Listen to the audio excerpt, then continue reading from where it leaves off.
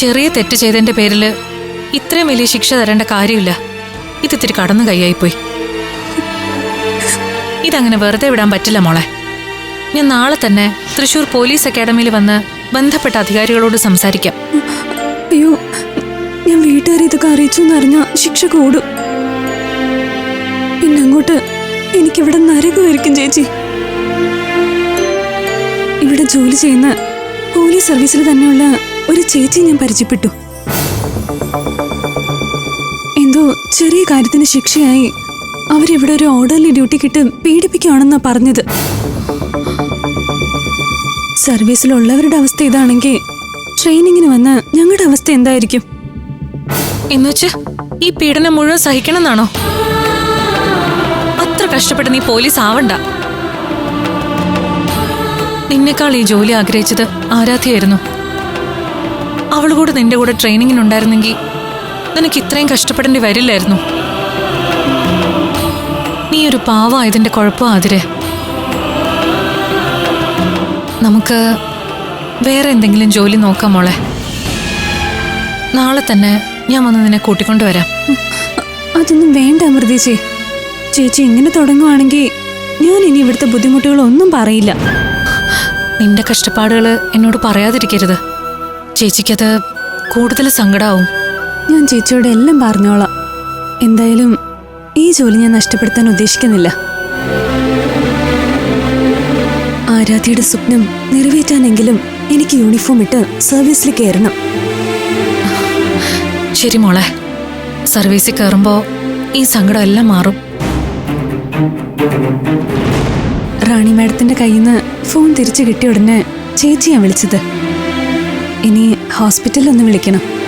അവരെ വിളിച്ചിട്ട് നീ ഉറങ്ങുന്നതിന് മുമ്പ് വീണ്ടും എന്നെ ഒന്ന് വിളിക്കണേ. ശരി അമൃതേച്ചി. പിന്നെ നീ ഉറങ്ങിയിട്ടേ ഞാൻ ഉറങ്ങൂ. ഓക്കെ.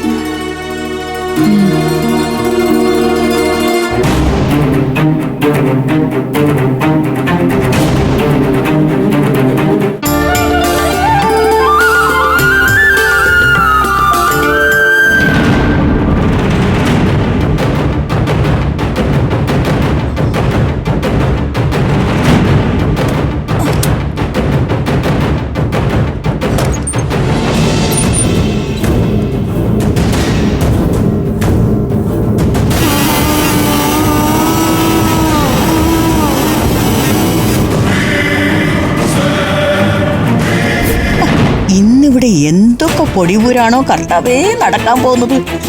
ഞാൻ എന്തായാലും എൻ്റെ ജോലി തീർത്തു. ബാക്കിയെല്ലാം ഇനി ആ വട്ടം മഹേന്ദ്രന്റെ കയ്യിൽ. ആ ആ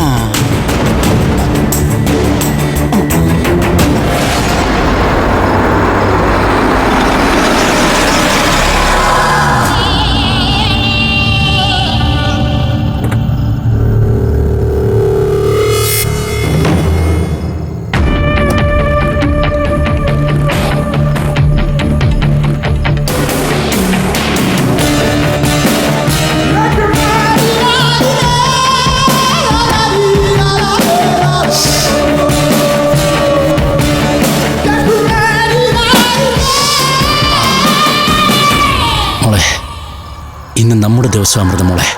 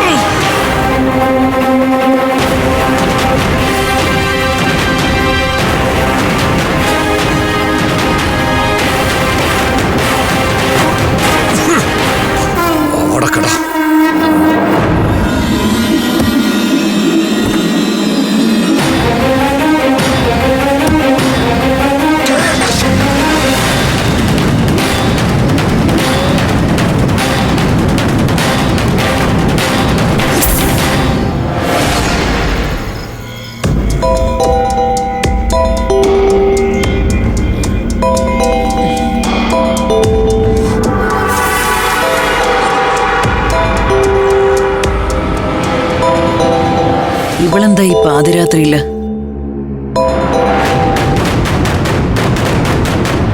എന്താ അനക്കമോളെ? അത് പിന്നെ കലേമേ, നമ്മുടെ മഹിയേട്ടനൊരു അപകടം പറ്റി. അപകടോ? എന്തപകടം? എന്താ സംഭവിച്ചെന്ന് അറിയില്ല. ബോധം കെട്ട നിലയില് മഹിയേട്ടൻ ഇവിടെ ഹോസ്പിറ്റലിൽ കൊണ്ടുവന്നിരിക്കുകയായിരുന്നു. അവനെ ആരാ ഹോസ്പിറ്റലിൽ എത്തിച്ചത്? അതൊന്നും അറിയില്ല കലേമേ. ഹോസ്പിറ്റൽ ഗേറ്റില് നീട്ടിയുള്ള ഒരു കാറിന്റെ ഹോൺ കേട്ട സെക്യൂരിറ്റി ശ്രദ്ധിച്ചത്. അയാള് ചെന്ന് നോക്കുമ്പോ മഹിയേട്ടൻ കാറിന്റെ സ്റ്റിയറിംഗിൽ മുഖം വെച്ച് ബോധമില്ലാതെ കിടക്കുമായിരുന്നു. എന്നിട്ട് അവനിപ്പോ എങ്ങനെയുണ്ട്? ഇപ്പൊ പേടിക്കാനൊന്നുമില്ല. മഹിയേട്ടന് ബോധം വന്നു. ദേഹത്ത് പരിക്കുകളൊന്നുമില്ല, പക്ഷെ നല്ല ക്ഷീണമുണ്ട്. ക്ഷീണം മാറാൻ ഡ്രിപ്പിട്ട് കിടത്തിയിരിക്കുക. എന്തായാലും മോൾ അവിടെ ഉള്ളത് നന്നായി. ഞാൻ ഉടനെ ആശുപത്രിയിലെത്താം. നീ ഒന്നവനെ ശ്രദ്ധിച്ചേക്കണേ. കലേമ ടെൻഷൻ അടിക്കണ്ട. മഹിയേട്ടന് പ്രത്യേകിച്ച് കുഴപ്പമൊന്നുമില്ല. പോരാത്തതിന് ഞാനും ഇവിടെ ഉണ്ടല്ലോ. ശരി മോളെ, അമ്മ പെട്ടെന്ന് വരാം.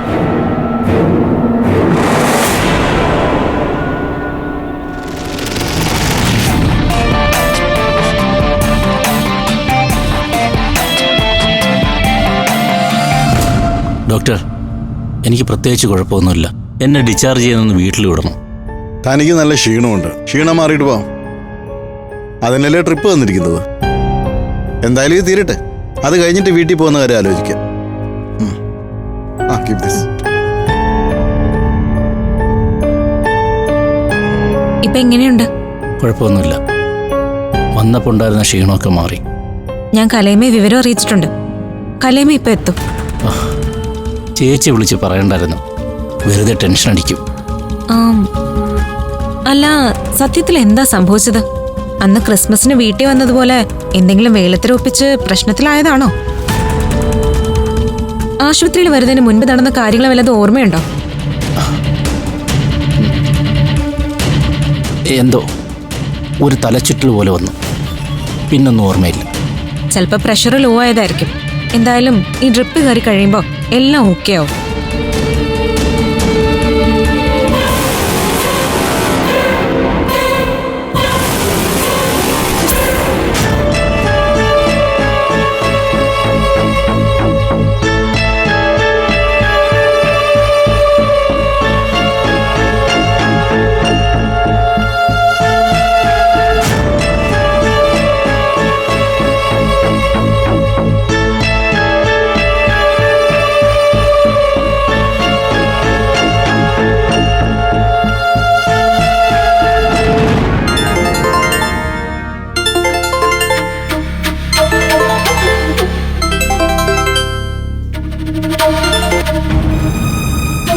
ഹലോ. ഒരു വാർത്ത പറയാൻ വിളിച്ചതാ. എന്താ കൃഷ്ണ? ഇന്നലെ രാത്രി പഞ്ചരത്നത്തിന്റെ പിന്നാമ്പുറത്തുകൂടി ഒരു കുറുക്കൻ വീടിനകത്തേക്ക് നുഴഞ്ഞു കയറാൻ നോക്കി. ഞാനൊരു ചെറിയ മർമ്മപ്രയോഗം നടത്തി അവനെ ആശുപത്രിയിലാക്കിയിട്ടുണ്ട്. മനസ്സിലായി. ആ കുറുക്കൻ ഈ കാട്ടിന്നാ പോയത്. പാതിരാത്രിയില് വാലിന് തീ പിടിച്ച പോലെ കലാവതി ഇവിടുന്ന് പാഞ്ഞു പോയപ്പോഴേ ഞാൻ ഊഹിച്ചു മഹേന്ദ്രൻ എന്തോ പുലിവാൽ ഒപ്പിച്ച് കാണുന്നു. അതെ, ആശുപത്രിയിലേക്ക് തന്നെ അവര് പോയത്. കൃഷ്ണ, താൻ അവിടെ ഉള്ളതാ എൻ്റെ ഒരു ധൈര്യം. എത്രയോ കാലത്തിന് ശേഷം ഇപ്പോഴാ രാത്രികളിൽ ഞാനൊന്ന് സമാധാനമായി ഉറങ്ങുന്നത്. ചന്ദ്രൻ ഇനി ഒരു സമാധാനക്കേടും വേണ്ട. എന്റെ മോന്റെ പെണ്ണിനെയും അവളുടെ അനുജത്തിമാരെയും ഇനി ഒരുത്തരും തൊടില്ല. പൂർണ്ണമായി അവരുടെ സുരക്ഷിതത്വം ഉറപ്പുവരുത്തണമെങ്കിൽ അതിന് വേറെ ചില പഴുതുകൾ കൂടി അടയ്ക്കാനുണ്ട്. എന്താ കൃഷ്ണ അത്? അത് പഞ്ചരത്നത്തിനുള്ളിലെ ചില പുഴുക്കുത്തുകളാണ്. പഞ്ചരത്നത്തിനകത്ത് തന്നെ ഏതോ ഒരു വഞ്ചകയുണ്ട്. ഇന്നലെ രാത്രി മഹേന്ദ്രന് വാതിൽ തുറന്നു കൊടുത്തത് അവര് തന്നെയാ. ശത്രുക്കളോ? വീട്ടിനകത്തോ? ടെൻഷൻ വേണ്ട, അതാരാണെന്ന് ഞാൻ കണ്ടുപിടിച്ചിരിക്കും. 8ന്റെ പണിയും കൊടുത്തിരിക്കും. ഇതെന്റെ വാക്കാ ചന്ദ്രസേന.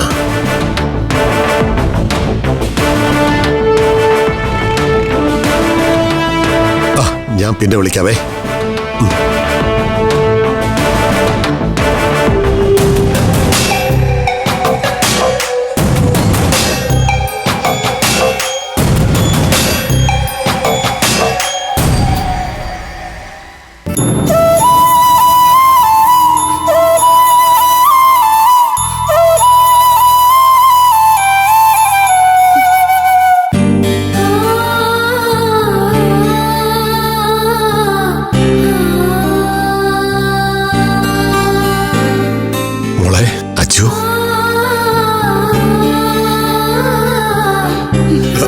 നിൽക്കച്ചു, അച്ഛനോട് മിണ്ടാതെ പോലെ. അച്ഛൻ മോളെ കാണാനാ കാത്തു നിന്നത്. എന്തിനാ കാണുന്നത്? എനിക്കാരെയും കാണണ്ട. മോളുടെ മനസ്സിൽ അച്ഛനോട് വെറുപ്പും ദേഷ്യമാണെന്ന് അച്ഛനറിയാം. എങ്കിലും അച്ഛന് പറയാനുള്ളത് മോളൊന്ന് കേൾക്കണം. എന്തിനു കേൾക്കണം? ഞാൻ പറയാൻ കൊതിച്ചതൊക്കെ കേൾക്കാൻ ഏതെങ്കിലും കാലത്ത് എന്റെ അച്ഛൻ കൂടെ ഉണ്ടായിട്ടുണ്ടോ? കുഞ്ഞുനാൾ മുതൽ ഒരു പ്രാവശ്യമെങ്കിലും ഒന്ന് കാണാൻ ഞാൻ കൊതിച്ചു കാത്തിരുന്നപ്പോ അച്ഛൻ എന്നെ കാണാൻ വന്നിട്ടുണ്ടോ? കൂട്ടുകാരെല്ലാവരും അച്ഛന്മാരെ കുറിച്ച് പറയുമ്പോ എനിക്ക് പറയാൻ അച്ഛനെ കുറിച്ച് ഒരു ഓർമ്മ പോലും അച്ഛൻ തന്നിട്ടില്ല. എന്റെ ഫ്രണ്ട്സിനെ എല്ലാവരെയും അവരുടെ അച്ഛന്മാരെ സ്കൂളിൽ കൊണ്ടുവിടുന്ന കാണുമ്പോ കൊതിച്ചിട്ടുണ്ട് ഞാനും. എന്റെ അച്ഛന്റെ കൈയും പിടിച്ച് സ്കൂളിലേക്ക് പോകുന്ന ഒരു ദിവസം ഞാൻ 1000 വട്ടം മനസ്സിൽ സങ്കല്പിച്ച് കരഞ്ഞിട്ടുണ്ട്. ഇത് വലുതും അച്ഛൻ അറിഞ്ഞിട്ടുണ്ടോ? എന്നെയോ ഏട്ടനെയോ കുറിച്ച് ഒന്ന് ഓർക്കെങ്കിലും ചെയ്തിട്ടുണ്ടോ? എന്നിട്ടിപ്പോ പറയാനുള്ളത് കേൾക്കണം പോലും.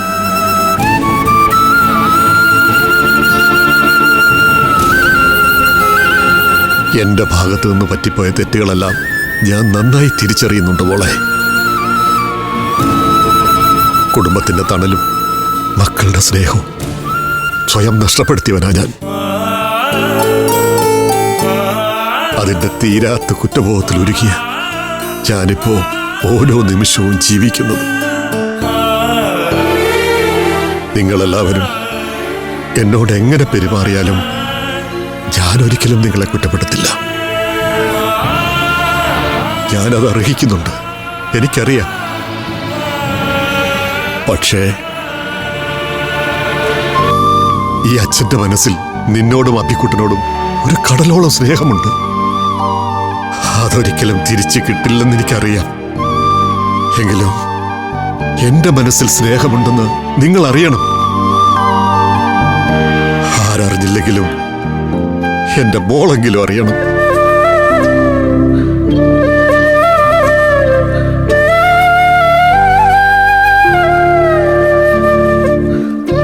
അതും കൂടിയില്ലെങ്കിൽ ചത്തും മണ്ണിനടിയിൽ പോയാലും ഈ അച്ഛന് സമാധാനം കിട്ടില്ല മോളെ.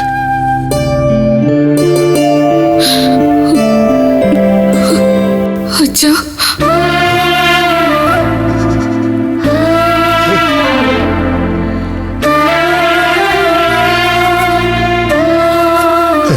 മതി, അച്ഛനത് മതി.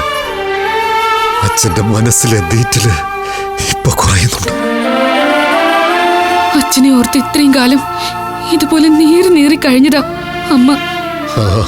അറിയാം. അവളോട് മാപ്പ് പറയാനും എന്ത് പ്രായശ്ചിത്തം ചെയ്യാനും ഞാൻ തയ്യാറാ.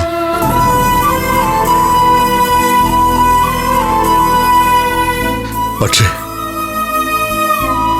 പഴയ ജീവിതമൊക്കെ ഞാൻ അവസാനിപ്പിച്ചു എന്ന് പറഞ്ഞിട്ടും അവൾ വിശ്വസിക്കുന്നില്ലല്ലോ. പരോളിൽ ഇറങ്ങിയപ്പോ പോലും അഭിയേട്ടന്റെ കല്യാണം മുടക്കിയത് അച്ഛനാണെന്ന് എല്ലാവരും പറയുന്ന. എന്റെ മക്കളാണ് സത്യം. നിങ്ങൾക്ക് ദ്രോഹം വരുന്ന ഒരു കാര്യവും അച്ഛൻ ചെയ്യില്ല. ഈ ലോകം മുഴുവൻ എന്നെ അവിശ്വസിച്ചാലും എന്റെ മോളെങ്കിലും എന്നെ വിശ്വസിക്കണം. അച്ഛൻ അത് മതി.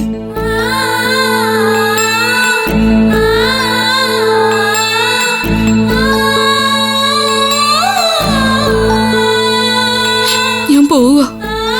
അച്ഛനെ കണ്ടെന്നും സംസാരിച്ചെന്നൊക്കെ അറിഞ്ഞോ ഏട്ടൻ വഴക്ക് പറയും.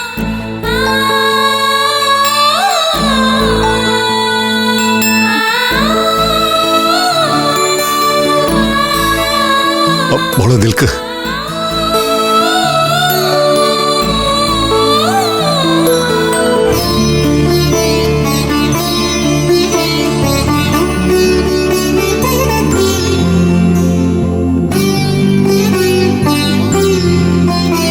ഇതിലും വലുതൊക്കെ തരണമെന്നാണ് അച്ഛന്റെ ആഗ്രഹം.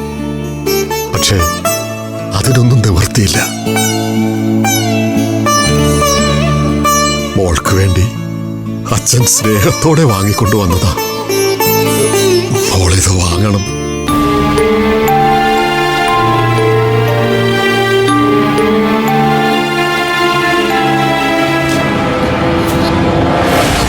എനിക്ക് വേണ്ട.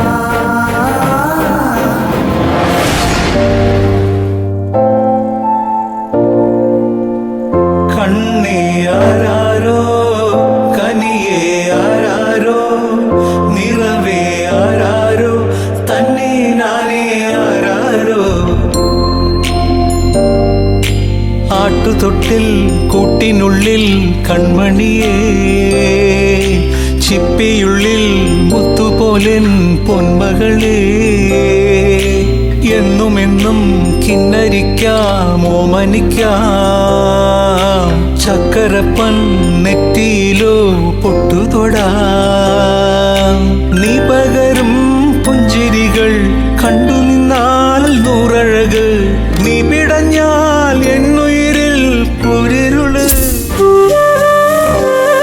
ഞാൻ കഴിഞ്ഞ ദിവസം സാറിനെ വിളിച്ചായിരുന്നു. ചന്ദ്രസേനൻ ഡെപ്യൂട്ടി തഹസീൽദാർ ആയിരുന്നു. ഓ, മനസ്സിലായി. നമ്മുടെ ചന്ദ്രസേനൻ പട്ടയം തന്നെ സർവീസിൽ നിന്ന് ടെർമിനേറ്റ് ചെയ്തതല്ലേ? അതെ സർ. എൻ്റെ തടഞ്ഞു വെച്ച പെൻഷന്റെ കാര്യം സാമ്പത്തികമായി ഇത്തിരി ബുദ്ധിമുട്ടിലാണ് സർ. താൻ വിഷമിക്കാതെ, നമുക്ക് ശരിയാക്കാം. ഞാൻ റവന്യൂ സെക്രട്ടറിയോടൊന്ന് സംസാരിക്കട്ടെ. ശരിയാക്കാന്നേ. വളരെ ഉപകാരം സർ.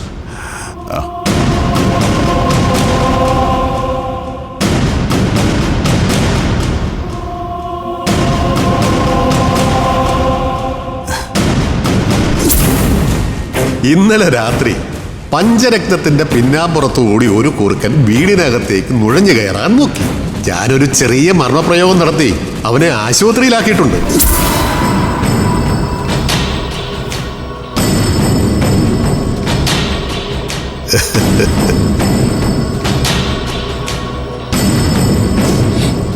എന്താടാ ഇത്? മുടിഞ്ഞ ചൊറിച്ചിലാണല്ലോ.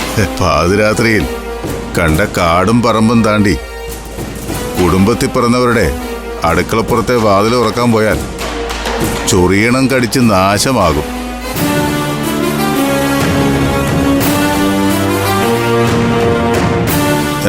ചൊറിയണം കടിച്ചാൽ മരുന്ന് പുരട്ടി അത് മാറ്റാം. പക്ഷേ കിട്ടിയ അടിയുടെ ക്ഷീണം എങ്ങനെ മാറ്റും? സത്യത്തില് ഇന്നലെ രാത്രി എന്നെ തല്ലിയത് അളിയനാണോ?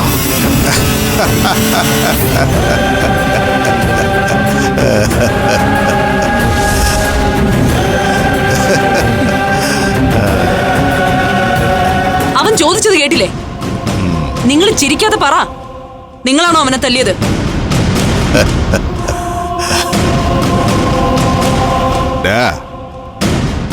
നീയും നിന്റെ ചേച്ചിയും കൂടി കാണിച്ചു കൂട്ടുന്ന തെമ്മാടിത്തരങ്ങൾക്ക് തിരിച്ചടി തരുന്നതേ ഞാനല്ല. അളിയനല്ലേ പിന്നെ ആരാ? എന്നെ തല്ലിയത് ആരാണെന്ന് എനിക്ക് അറിയണം. എടാ, നിന്നെ തല്ലിയതേ വേറെ ആരുമല്ല, സാക്ഷാൽ ഭഗവാൻ കൃഷ്ണനാ. ശ്രീകൃഷ്ണൻ.